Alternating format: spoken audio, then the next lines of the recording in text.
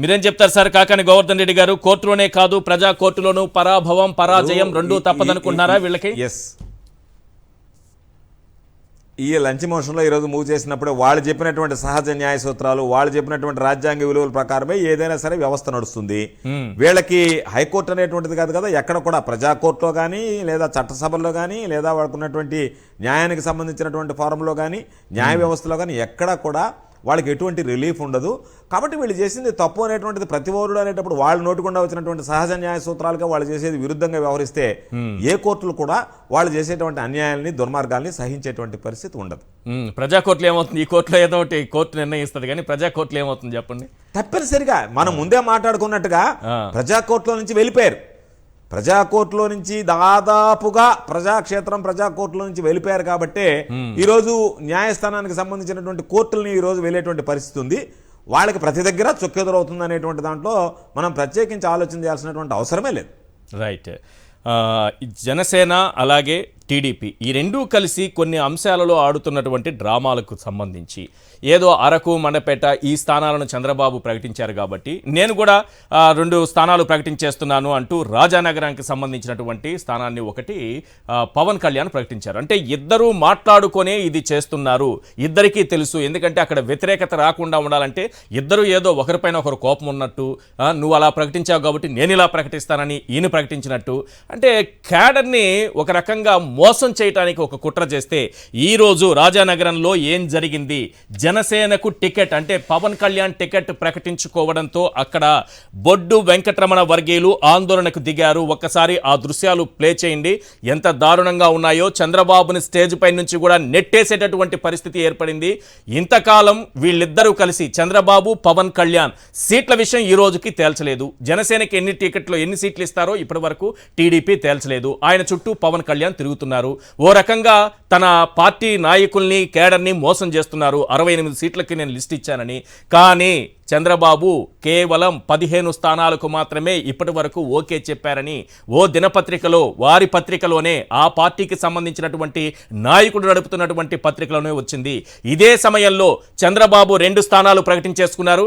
నువ్వెలా 2 స్థానాలు ప్రకటిస్తావు? పొత్తు ధర్మాన్ని ఈ రకంగా ఉల్లంఘిస్తావా? చూడు, నేను కూడా 2 స్థానాలు ప్రకటించుకుంటున్నానని. ఒకటి రాజోలు, రెండోది రాజానగరం. ఈ 2 స్థానాలను కూడా పవన్ కళ్యాణ్ ప్రకటించేశారు. ఇదంతా కూడా ఇద్దరు కలిసి ఆడుతున్నటువంటి డ్రామాలు. ఇక్కడ టీడీపీ నాయకులు ఈ 2 నియోజకవర్గాల్లో అసమ్మతి తెలపకుండా ఉండడం కోసం పవన్తో ప్రకటించేసినట్టు డ్రామాలు ఆడించారు చంద్రబాబు. ఇది బొడ్డు వెంకటరమణ వర్గీయులకు బాగా అర్థమైంది. 2-3 రోజుల నుంచి నేను చెబుతున్న విషయం ఇదే. ఈరోజు చంద్రబాబు పైన ఏ రకంగా దాడి జరిగిందో చూడండి. అలా జరగాలని కోరుకోవడం కాదు, వీళ్ళు చేస్తున్నటువంటి మోసాలు ఏ రకమైనటువంటి మోసం చేస్తున్నారు క్యాడర్ను చంద్రబాబు పవన్ కళ్యాణ్ ఇద్దరూ కలిసి.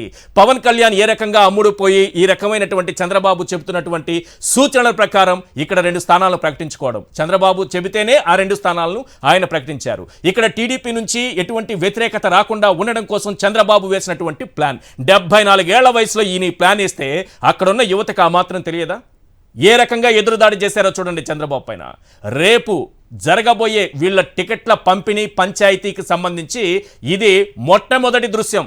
రేపు ఏం జరగబోతోందనేది మీ ఊహకే వదిలేస్తున్నాను. ఎందుకంటే వైఎస్ఆర్సీపీలో ఆ స్థానం నుంచి ఈ స్థానానికి ఎవరినో ఎమ్మెల్యేని మార్చారు, ఆ స్థానం నుంచి ఈ స్థానానికి ఒకరిని మార్చారు, ఒకరికి టికెట్ లేదని చెప్పారు. దాన్ని పెద్ద విషయంగా చూపించి ఇక్కడ చెల్లనివాడు అక్కడికి వెళ్తే చెల్లతాడా, ఇక్కడ చెత్త అయితే అక్కడ బంగారం అవుతుందా, ఇలాంటి మాటలు మాట్లాడి సొంత పార్టీలో ఏం జరుగుతోందన్న విషయాన్ని మాత్రం కప్పిపుచ్చాలని చంద్రబాబు చేసినటువంటి ప్రయత్నం ఆ ఒక్క దృశ్యంతో అంతా బహిర్గతమైపోయింది. చంద్రబాబు మీద దాడి అని చెప్పొచ్చు ఇది ఓ రకంగా. చంద్రబాబును స్టేజ్ పై నుంచి తోసేయడానికి అక్కడ వాళ్ళంతా వచ్చారు, ఉద్రిక్తత సృష్టించారు. చంద్రబాబు మీద ఆల్మోస్ట్ దాడి చేసినంత పని చేశారు. ఆయనకి Z+ కేటగిరీ సెక్యూరిటీ ఉంటుంది, పెద్ద స్థాయిలో సెక్యూరిటీ కూడా ఉంటుంది. అలాంటి వ్యక్తి పైన ఈ రకమైనటువంటి దాడులు జరిగే పరిస్థితి చంద్రబాబు తెచ్చుకున్నారంటే ఏ రకంగా క్యాడర్ని మోసం చేస్తున్నారు, ఏ రకంగా ప్రజల్ని మోసం చేస్తున్నారు, ఏ రకంగా నేతల్ని మోసం చేస్తున్నారు. చంద్రబాబు పవన్ కళ్యాణ్ ఇద్దరూ కలిసి ఆడుతున్నటువంటి డ్రామాలు, ఇద్దరూ కలిసి చేస్తున్నటువంటి కుట్రలు అందరికీ అర్థమైపోయింది. రేపు టికెట్లు ప్రకటించే సమయానికి వీళ్ళిద్దరికీ అసలు సినిమా మొదలవుతుందనడానికి మొదటి దృశ్యం ఇది. జస్ట్ టీజర్ మాత్రమే. ఎస్ కాకాని గోవర్ధన్ రెడ్డి గారు, ఆ దృశ్యాలు చూసిన తర్వాత ఏమనిపిస్తోంది, ఏం చెప్తారు? ఒక్క మాట చంద్రబాబు నాయుడిని నాయకులు స్టేజ్ మీద నుంచి దోసేశారు. ఒక 2 మాసాల్లో ప్రజలు దోయడానికి సిద్ధంగా ఉన్నారు. కాబట్టి దాని గురించి పెద్దగా ఆలోచన చేయబడలేదు. ఈ రోజు దోపుడే, రేపు నెట్టేయడమే, రేపు మెడబట్టి నెట్టేస్తారు అంతే. చంద్రబాబు నాయుడు గురించి పెద్ద ఆలోచన చేయబడలేదు. అయితే దౌర్భాగ్యం ఏమిటంటే ఒక పొత్తు అని చెప్పి ఒక ఇద్దరు నాయకులు కూర్చొని గంటల తరబడి మాట్లాడుకొని అజెండాలు కలుపుకొని ఆ జెండాలు జోడీ చేసి ఈరోజు మనం ఏ విధంగా ముందుకు వెళ్ళాలని మాట్లాడేటువంటి వ్యక్తులు, వీళ్ళకి తెలియకుండా ఆయన ప్రకటించాడని ఈయన, కాబట్టి ఆయనకి తెలియకుండా నేను ప్రకటిస్తాను, ఆ మాట వచ్చిన రోజే మా ఇద్దరి మధ్య పొత్తు భగ్నమైంది, మా ఇద్దరి మధ్య పొత్తు కుదరదు, నాకు తెలియకుండా ఆయన ప్రకటించాడు, ఆయనకి తెలియకుండా నేను ప్రకటించి బయటకు వస్తున్నా అని చెప్తే అది క్రెడిబిలిటీ ఉంటుంది. అటువంటిది ఏమీ లేకుండా ప్రతి మీటింగ్కి జెండాలు మాత్రం మీరు తీసుకురండి, అందరం కలిసి పనిచేద్దామని నేను క్షమాపణ చెప్తాను అన్నాడు. ఏది చంద్రబాబు నాయుడు చేసినటువంటి దానికి క్యాడర్కి నేను క్షమాపణ చెప్తానన్నాడు. అంటే చంద్రబాబు నాయుడికి క్యాడర్ నమ్ముకున్నాడు, చంద్రబాబు నాయుడికి తను నమ్ముకున్నటువంటి కార్యకర్తలను నమ్ముకున్నాడు, చంద్రబాబు నాయుడికి తన జెండాను అమ్మేశాడు, చంద్రబాబు నాయుడికి తన పార్టీని తాకట్టు పెట్టాడు. ఈరోజు చివరికి చంద్రబాబు నాయుడు తరఫున క్షమాపణలు చెప్పడానికి కూడా దిగజారాడు పవన్ కళ్యాణ్. కాబట్టి వీళ్ళిద్దరూ కలిసి ఆడుతున్న నాటకం అనేటువంటిది నాయకులకి కార్యకర్తలకి అర్థమైందే. కాబట్టి దానికి సంబంధించి ఆ పర్యవసానమే ఈరోజు చంద్రబాబు నాయుడు అనేటువంటి వాడిని నెట్టివేయడానికి కారణం. ఈరోజు జనసేనకు సంబంధించినటువంటి వాళ్ళు రగిలిపోతున్నారు. ఇతను ఎందుకు వచ్చాడు ఈ పార్టీలోకి, మనం ఎందుకు కలిసాం ఇతనితో అనేటువంటి బాధ వీళ్ళు పడుతున్నారు. ఎందుకంటే వాళ్ళందరి ఆలోచన ఉద్దేశం ఎక్కడికి పోయినా సరే సీఎం సీఎం సీఎం అన్నారు. గెలవనేవాడని పవన్ కళ్యాణ్ అనేటువంటి వాడు సీఎంగా పోటీ చేయాలని కోరుకున్నారు. దానికి భిన్నంగా ఇవన్నీ తీసుకెళ్లి చంద్రబాబు నాయుడు దగ్గర ప్యాకేజీకి తాకట్టు పెట్టాడు. కాబట్టి ఈరోజు చంద్రబాబు నాయుడికి ఆ పరిస్థితి ఎదురైంది. రేపు జనంలోకి వస్తే పవన్ కళ్యాణ్కి అదే పరిస్థితి ఎదురవుతుంది. రేపు వీళ్ళ టికెట్ల అనౌన్స్మెంట్ స్టార్ట్ అయిన తర్వాత ఇటు తెలుగుదేశం పార్టీలో కానీ జనసేనలో కానీ చంద్రబాబు పవన్ కళ్యాణ్ ఇద్దరే మిగులుతారు తప్ప క్యాడర్ కూడా ఎవరి దారిని వాళ్ళు చూసుకుంటారు. వీళ్ళిద్దరు ఆలోచన వైఎస్ఆర్ కాంగ్రెస్ పార్టీ టికెట్లన్నీ ఖరారైతే వీళ్ళు ఎక్కడికి వెళ్ళడానికి వీలు లేకుండా అష్టదిగ్బంధం చేసి చివరిలో మనం ఏమిస్తే అది తీసుకుంటారు, లేకపోతే బోళ్ళ పడుకుని ఏడుస్తారు.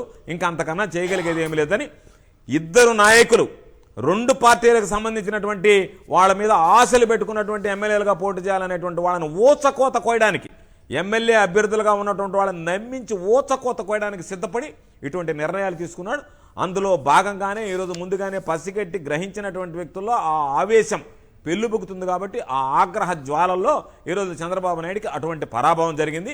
ఇది సాధారణమైనటువంటి పరాభవం. రేపు ప్రజాక్షేత్రంలో చంద్రబాబు నాయుడిని మెడబెట్టి నెట్టడానికి నాయకులు జనసేనకు సంబంధించినటువంటి వాళ్ళు రాష్ట్ర ప్రజలందరూ సిద్ధంగా ఉన్నారు. ఆ రోజు అసలైనటువంటి చంద్రబాబు నాయుడికి అర్థమవుతుంది. ప్రజలు నన్ను మోసం చేయడానికి ప్రయత్నం చేస్తే ఏ విధంగా నేను తిరిగి వాళ్ళ చేతిలో ఆగ్రహానికి గురై మరలా బహిష్కరిస్తానని ప్రజా కోర్టులో నుంచి అనేటువంటిది కూడా త్వరలోనే ఇద్దరికి అర్థమవుతుంది, పవన్ కళ్యాణ్కి చంద్రబాబు నాయుడికి. మీ నాటకాలన్నీ కూడా బహిర్గతం కావడానికి ఈ పచ్చ మీడియా వాటికి ఏదో మసిబూసి మారేడికాయ చేసి లేనిది ఉన్నట్టుగా ఉన్నది లేనట్టుగా సృష్టించేటువంటి ప్రయత్నం చేస్తుంది. ఇవన్నీ కూడా బహిర్గతం అవుతున్నాయి. ఇవన్నీ కూడా వాస్తవాలు వెలుగు చూస్తున్నాయి. దీనివల్ల రేపు రాబోయేటువంటి రోజుల్లో వీళ్ళిద్దరిని చీకొట్టి తరిమేసేటువంటి పరిస్థితి ప్రజల్లో కాదు, ఆ పార్టీలకు సంబంధించినటువంటి నాయకుల కార్యకర్తలను కూడా ఏర్పడబోతోంది.